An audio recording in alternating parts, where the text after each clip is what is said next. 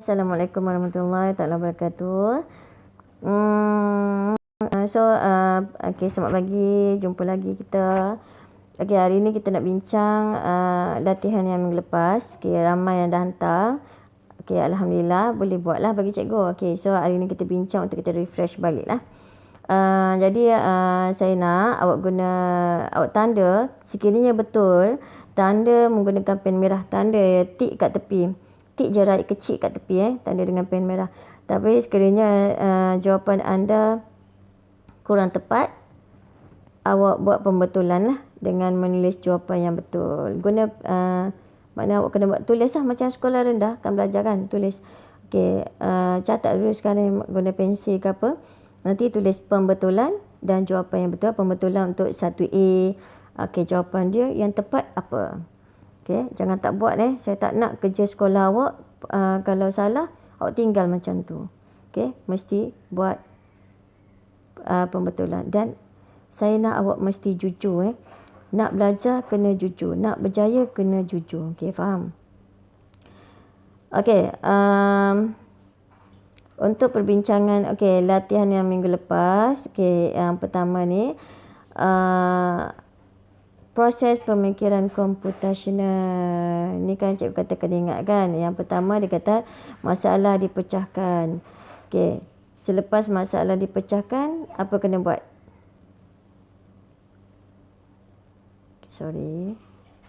Okey, selepas masalah dipecahkan, apa? Kena pasti corak yang sama. Awak tulis lah. Okey, kenal pasti corak yang sama. Okey, kemudian selepas kenal pasti corak yang sama, perkara yang tidak penting ditinggalkan. Okey, last sekali, sediakan satu model. So, pemikiran komputasional adalah untuk menyelesaikan masalah. Okey, pergi pada soalan yang kedua ni. Dia tanya, pilih jawapan yang diberi dan tulis semula. Kenapa kita perlu berfikir secara komputasional? Berfikir, kita perlu, yang tadilah, kita perlu pecahkan masalah, tengok apa yang sama, apa yang tak sama, ciri apa yang penting, apa yang tak penting, kemudian buat perancangan ataupun model dan sebagainya lah untuk menyelesaikan masalah. Jadi dalam 3 pilihan jawapan ni, jawapannya adalah menyelesaikan masalah yang rumit. Kemudian untuk B yang bukan berfikir secara komputasional, iaitu kita nak berfikir secara komputasional, dia sistematik, ada prosedur, ada langkah-langkah, iaitu membuat keputusan tanpa perancangan. Itu bukan komputasional lah. Okey, kita pergi kepada suai padan. Apa yang dikatakan dengan pengecaman corak? Okey, pengecaman corak adalah yang last sekali, kotak bawah sekali, dia mengecam, mengecam corak yang sama, yang berbeza lah. Kemudian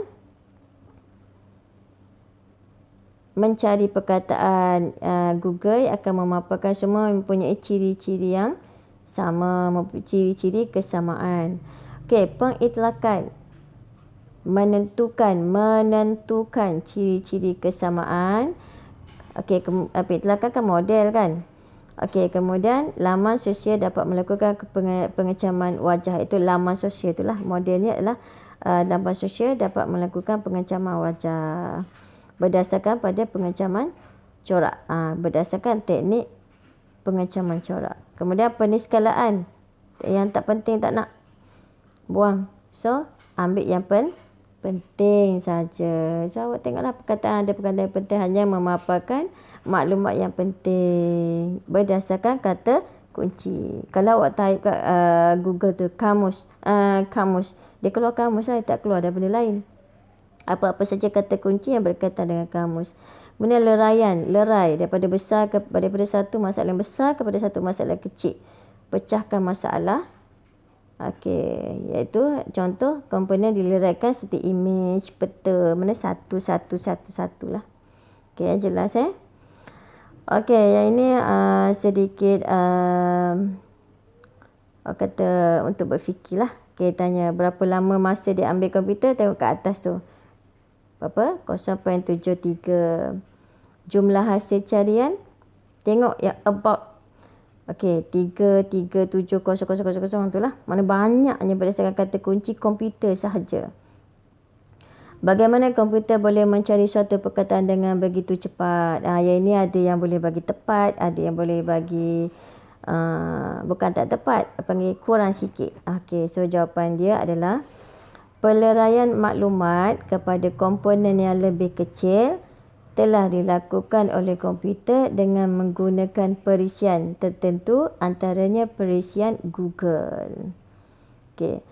Soalan D, kebat juga bagaimana komputer hanya menunjukkan perkataan yang dicari dan tidak menunjukkan carian yang tidak berkaitan, iaitu ketika pencarian maklumat, komputer hanya memaparkan maklumat yang penting dan berkaitan dan tidak memaparkan maklumat yang tidak mempunyai kata kunci carian. Macam tadilah, awak type komputer tak keluarlah benda lain.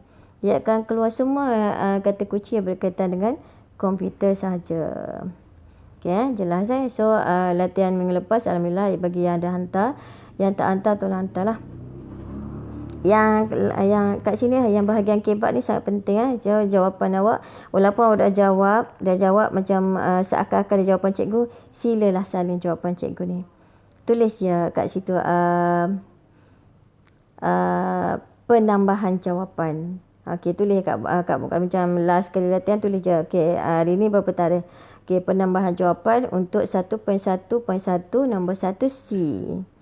Tulis kat situ. Nanti nak rujuk. Okey. Soalan nanti kita nak rujuk, cikgu nak buat ujian, soalan periksa sama je dengan apa yang cikgu ajar. Okey. So, habis perbincangan kita latihan minggu lepas. Okey. Okey, terima kasih. Kita akan pergi kepada topik hari ni lah.